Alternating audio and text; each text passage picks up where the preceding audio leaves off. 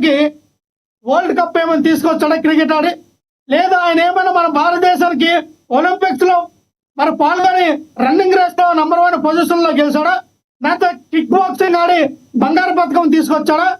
లేదు ఆయన కరాటే ఆడి black belt ఏమి తీసుకొచ్చాడా? లేదు లాంగ్ జంప్ హై జంప్ చేసి ఏమైనా పథకాలు తీసుకొచ్చాడా? లేదు కదా. ఎంత నిస్సిగ్గుగా ఒక డ్రగ్స్ కన్స్యూమ్ చేస్తున్నటువంటి ఒక ఎంపీ ఒక ఫ్లెక్సీలు మీరు ఎంత నిస్సిగ్గుగా ఎంత ఏమంటారంటే అదొక దౌర్భాగ్యం. అంత బహిరంగ ఫ్లెక్సీలు కట్టి చేస్తారా? ప్రజలు మీ వైపు ఉన్నారా?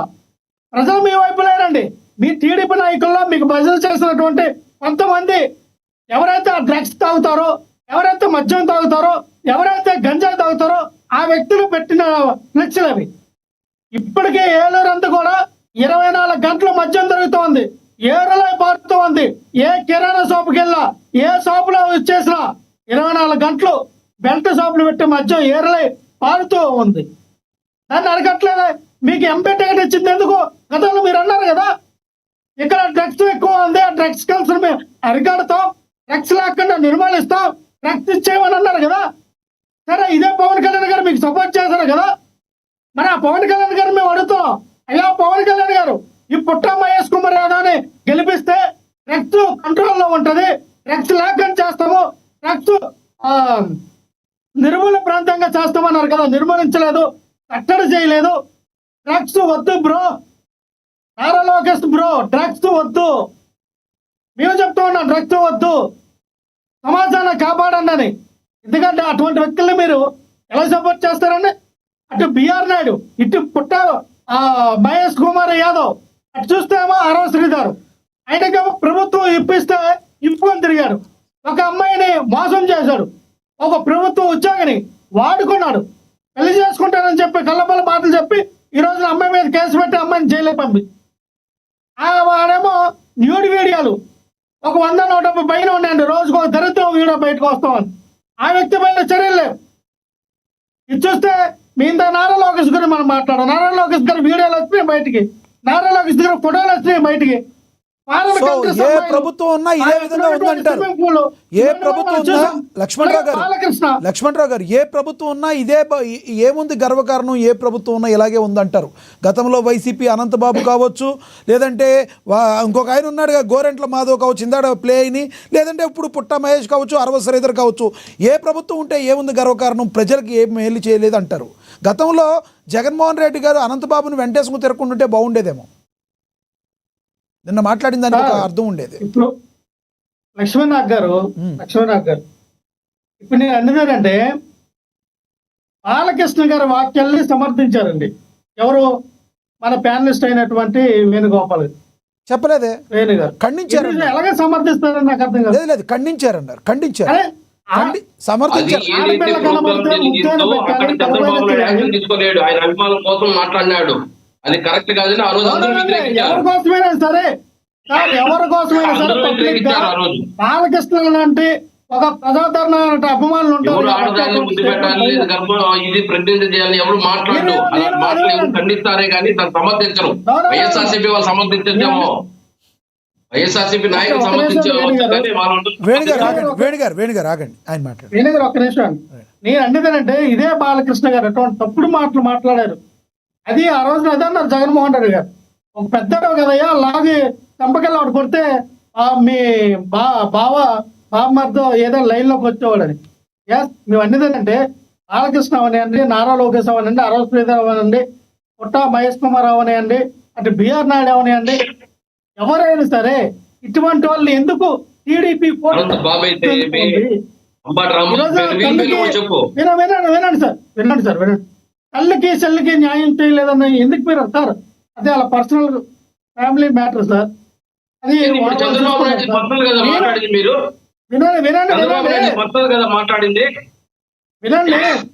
వినండి. మనం మానాలంటే ఈ రోజున పట్టుకుని భార్యలకి న్యాయం చేయలేనటువంటి పవన్ కళ్యాణ్ గారు 3 పెళ్లిళ్ళు చేసుకున్నారని అనవలసి వస్తుంది. అది ఆయన పర్సనల్. అది 3 కాదు 100 పెళ్లిళ్ళు చేసుకుంటారు. అనంతా అరే ఫస్ట్ భార్యకి న్యాయం చేయలేకపోయాడే, రెండో భార్యకి న్యాయం చేయలేకపోయాడే, ఇప్పుడు మూడో భార్య కూడా న్యాయం చేయలేక నాలుగో ఎవరో ఉన్నారంటే దాని పుకార్లు రెండో వస్తూ భార్య ఉన్నాయి. గాని మూడో అది భార్య తప్పదు. గాని మిమ్మల్ని వచ్చి అంటే న్యాయం వాళ్ళ చేయమని కుటుంబం- అడిగితే ఆ రోజు వీడియోలో మాట్లాడండి. వినండి. ఎవరు వ్యక్తిగత వినండి. తల్లికి చెల్లి కన్నా విషయం వస్తే చంద్రబాబు మీరు న్యాయం చేయమని అడుగుతాంది మమ్మల్ని. పరిస్థితి ఉంటుంది. ఇంకోసారి కానీ జగన్మోహన్ రెడ్డి గారి విషయంలో తల్లి చెల్లి అనే పదం ఎవరు వాడినా సరే వాళ్ళకి రకాలుగా వాళ్ళ కుటుంబ సభ్యులతో ఒకరు టీడీపీలో మాట్లాడితే సేమ్ నారీ బ్రాహ్మణి గాని లేదంటే లోకేష్ మందు తాగడం, లోకేష్ అమ్మాయితో తిరిగినాడని చెప్పి మాట్లాడడానికి మాత్రం మీకు అర్హత ఉండేటప్పుడు మేము కూడా జగన్మోహన్ రెడ్డి గారికి సొంత చెల్లికి న్యాయం చేయమని అడుగుతాము. లేదా మీలా సొంత చెల్లికి అల్పార్మెంట్ పాటు వాడితే వైఎస్ఆర్సీపీ నాయకులు దాన్ని కూడా సపోర్ట్ చేశారు జగన్మోహన్ రెడ్డి గారు. అది కరెక్టా? ఏమని రవీంద్ర రెడ్డి మాట్లాడినాడు షర్మిలమ్మని. మరి జగన్మోహన్ రెడ్డి గారు ఏం మాట్లాడిపోతుంది? ఏమైనా యాక్షన్ తీసుకున్నాడు అతని పైన? సమర్థించాడు కానీ వల్ల రవీంద్ర రెడ్డి షర్మిలమ్మ పైన అన్పార్మెంట్ వాడు వాడాడే. మరి జగన్మోహన్ రెడ్డి గారు సమర్థించాడు దాన్ని? ఏమన్నా దాన్ని వ్యతిరేకించాడా? సమర్థించాడా? ఎలా సమర్థిస్తాడు? మీరు ఆయన సొంత చెల్లి కాబట్టి ఆయన ఎవరో మాట్లాడినా కూడా ఆయన బొమ్మను ఉంటే మీరు చూస్తూ ఉండాలి. ఆ మహిళ కాదా? వినవయ్యా వేణు గారు, వినవయ్యా నీ అన్నదేనంటే చెప్పేదే కాదు. నువ్వు షర్మిలమ్మ గురించి విజయమ్మ గురించి మాట్లాడితే అది కరెక్ట్ కాదన్నప్పుడు ఆమెను కూడా విమర్శిస్తున్నారు వైఎస్ఆర్సీపీ నాయకులు. వినండి, వర్రా రవీంద్ర రెడ్డి అనే వ్యక్తి ఎక్కడ తప్పు చేయలేదు. షర్మిల గారి మీద ఎటువంటి అసభ్యకరమైనటువంటి పోస్టులు పెట్టలేదు. వినండి, షర్మిలమ్మని వైఎస్ఆర్సీపీ నాయకులు మాట్లాడుతున్నారు. లక్ష వీడియో చూపిస్తాను. వినండి, చెప్తాను కదా. వర్రా రవీంద్ర రెడ్డి గారు సేమ్ అటువంటి ఫేస్బుక్ లో ఆ ఐడెంటిటీ పెట్టి పోషన్ అనే వ్యక్తి చేశాడు. వైజాగ్ సంబంధించిన వ్యక్తి. ఆ వ్యక్తి అమెరికా నుంచి ఒక వ్యక్తి అమ్మ షర్మిలమ్మ చంద్రబాబు నాయుడు బాగుందా అని అన్పార్మెంట్ వాడలేదా? ఆ వీడియోలంతా వీళ్ళు కనపడదా? దానికి జగన్మోహన్ రెడ్డి గారు ఏమైనా దాన్ని యాక్షన్ తీసుకున్నాడా? వినండి, ఎవరున్నాడు మా పార్టీ ఈ రోజున ఆడెవడాడు కిరాక్ ఆర్పి గాడు, సీమపందిలో ఊరిపోయినటువంటి శివరాజు గాడు, వీళ్ళందరూ ఎవరండి? మీరు పెంచి పోషిస్తున్నారా? ఆ ఎదవల్ని ఆ సన్నాసులు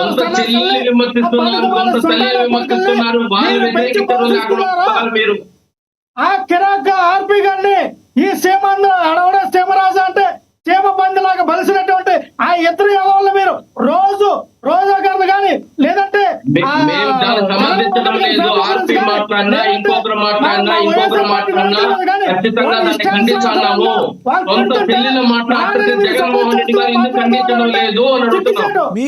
మీకు తెలవట్లేదండి వేణుగోపాల్ గారు. మీరు ఒకటి గుర్తుంచుకోవాలి. వేణుగోపాల్ గారు మీరు రాజకీయం ఎప్పుడు నేర్చుకుంటారో మీకు తెలవట్లేదు.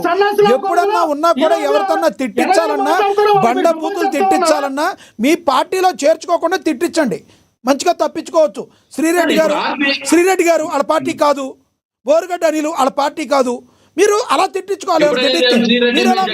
వాళ్ళ పార్టీ కాదండి, వాళ్ళు ఎవరు వాళ్ళ పార్టీ కాదు. ఆర్పీ మీ పార్టీయేగా. మీరు రాజకీయం నేర్చుకోకపోతే ఎట్ట? రైట్ మీరు ఆగండి. ఆయన మాట్లాడండి, లక్ష్మణ్ రావు గారిని మాట్లాడండి. మళ్ళీ టీడీపీ విజయశేఖర్ రెడ్డి గారి దగ్గరికి వెళ్ళాలి. లక్ష్మణ్ రావు గారు ప్లీజ్ కంటిన్యూ. నేను అదేదాన్ని లక్ష్మీనాథ్ గారు ఎవరో ఇప్పుడు మనం చూసాం సార్. నాకు ఎంత బాధ అనిపించిందంటే మన ఉమ్మడి ఆంధ్రప్రదేశ్ రాష్ట్రానికి సీఎం అయ్యే స్థాయిలో ఒకన్న దశలో సీఎం అవుతారు, అయిన సీఎం అని వచ్చింది, వార్తలు వచ్చినాయి. బొత్స సత్యనారాయణ లాంటి ఒక లెజెండరీ పర్సన్ని ఆయన యొక్క ఆస్తిని యాసని కూడా ఆయన యొక్క బాడీ లాంగ్వేజ్ను కూడా ఎంత దారుణం అండి. అంత అసభ్యకరంగా విక్లిశాస్త్రంతో అలాగే మాట్లాడుతుంటే ఎవరు చేస్తున్నారు? ఒక సీనియర్ నేతను అలా మాట్లాడటం 100% తప్పది. చంద్రబాబు నాయుడు గారైనా కనీసం ఖండించారా? బాబు కిరాక్ ఆర్పి అలాగ పెద్ద ఆయన గురించి సారీ చెప్పాడు కదండి ఆయన. తర్వాత మీరు చూడలేదు ఆ వీడియో? చేయడం తప్పది, సారీ చెప్పాడు. తర్వాత చూసాను సార్. సారీ చెప్పినంత మాత్రాన మేము ఆయనకు వార్నింగ్ ఇచ్చాం కాబట్టి సారీ చెప్పారు కాదండి. చంద్రబాబు గారు అది తప్పని చెప్పబట్టి ఆయన ఖండించబట్టి చెప్పారు. మేము అనేది ఏంటంటే తప్పు సార్. ఒక హావభావాలు, ఒక భాష, ఒక ప్రాంతీయతని, ఒక్కొక్క ప్రాంతానికి ఒక్కొక్క యాస ఉంటది, భాష ఉంటది. మా ఉత్తరాంధ్ర యాస వేరు, మా భాష వేరు సార్. అంటే ఒకటి లక్ష్మణ్ రావు గారు ఒకటి చెప్పండి, ఒక్క మాట మీకు ఒక క్వశ్చన్. ఇప్పుడు ఏ సామాన్య వ్యక్తి మాట్లాడినా తప్పేనా అది ప్రభుత్వం ఖండించాలా? ఓన్లీ పార్టీతో సంబంధం